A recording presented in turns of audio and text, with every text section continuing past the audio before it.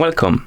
In front of me I have Michael Kors Access Grey Sun, and I'm gonna show you how to enable and how to disable the power saving mode on this watch.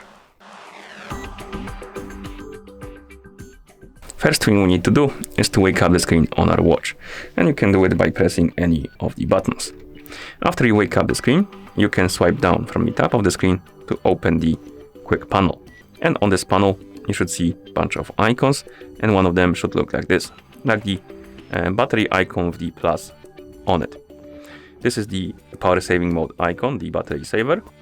If you want to enable the power saving mode, tap on this icon, then scroll down and tap on the check mark to confirm, and the mode will be enabled. And that's how it looks like. You have access to the time, date and the battery level. Rest of the watch is basically restricted, so that's how it saves power. It basically disables most of the features of the watch. And if you want to disable the power saving mode, it's basically you need to press the crown button. Then once you see this message on the screen, tap on the check mark to confirm, and the watch will go back to the normal mode after a couple of seconds,